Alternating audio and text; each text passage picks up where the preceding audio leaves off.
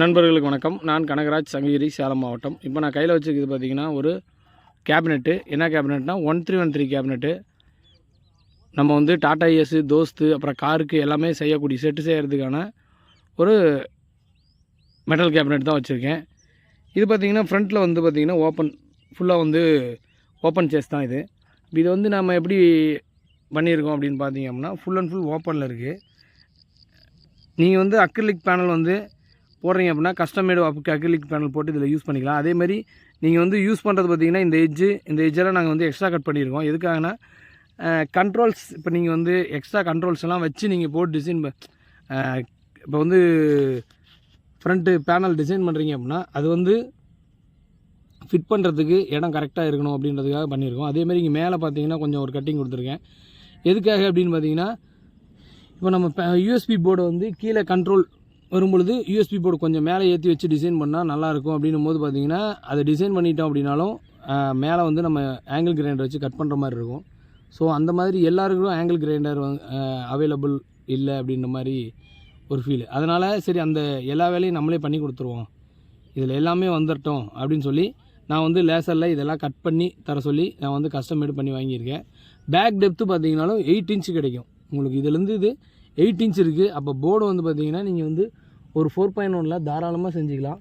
5.1 செய்யலாம். கரெக்டாக நம்ம வச்சு செஞ்சோம் அப்படின்னா நான் வந்து இந்த கேபினெட்டில் 6 ஸ்பீக்கரு, ஒரு சப்வூஃபருக்கு ஆம்பிளிஃபையர் செஞ்சு கொடுத்துருக்கேன். ஸோ அந்தளவுக்கு நம்ம கரெக்டாக மேட்ச் பண்ணி போர்டெல்லாம் கரெக்டாக மேட்ச் பண்ணோம்னா நம்ம வந்து அந்த மாதிரி செய்ய முடியும்.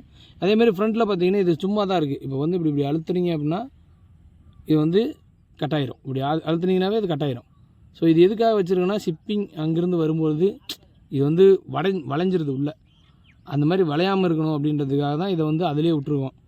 அது வேணுன்றப்போ நம்ம வந்து அதை கட் பண்ணி யூஸ் பண்ணும்போது அதை அப்படியே சுற்றணும்னா கட்டாயி வந்துடும்.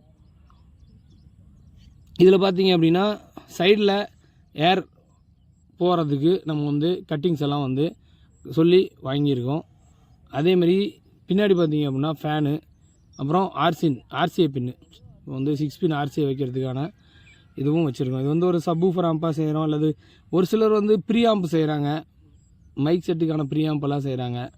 அப்படி இருக்கும்போது இதை வந்து யூஸ் பண்ணிக்கலாம். இப்போ இது 2 ஹோல்ஸ் கொடுத்துருக்கோம். அதில் ஏசி ஒயரோ இல்லை வேகோ ஒயரோ போட்டு எடுத்துக்கிறதுக்கு இது வந்து யூஸ்ஃபுல்லாக இருக்கும். ஃபேன் வேணுனாலும் ஃபேனுக்கான இடம் இருக்குது, வச்சுக்கலாம். இது வந்து 1313 ஹைட்டு தான், இது 2 இன்ச்சு. அதேமாரி இது 1313 கார் அளவு தான். இப்போ நம்மக்கிட்ட இது ஓப்பன் கேபினெட்டுன்னும் போது இதுக்கான பேனல் இருக்கா அப்படின்னா கண்டிப்பாக இருக்குது. நம்மக்கிட்ட வந்து பார்த்திங்க அப்படின்னா 2.1 ஸ்டீரியோ, 4.1 3க்குமே பேனல் வந்து அவைலபிளாக இருக்குது. இது வந்து ஒரு 2.1 பேனலு உங்களுக்கு black and white combination. So இது வந்து உங்களுக்கு கரெக்டாக நம்ம வந்து இதில் ஃபிட் பண்ண முடியும். இப்போ இந்த பென்ட்ரைவ் போர்டு பார்த்திங்க அப்படின்னா இங்கே மேலே நீங்கள் நவுத்தி வச்சிங்க அப்படின்னாலும் ஒரு பிரச்சனையும் இருக்காது, ஏன்னா இங்கே மேலே கட்டிங் வச்சுருக்கோம். இப்போ இது வந்து பார்த்திங்கன்னா 4.1க்கான பேனல், லைட்டிங் பேனலு. ஸோ இதுக்குள்ளே நீங்கள் லைட்டு வச்சு நம்ம வந்து இதில் லைட்டு வச்சோம் அப்படின்னா நம்மளுக்கு கண்ட்ரோல் சுற்றி லைட் வரும்.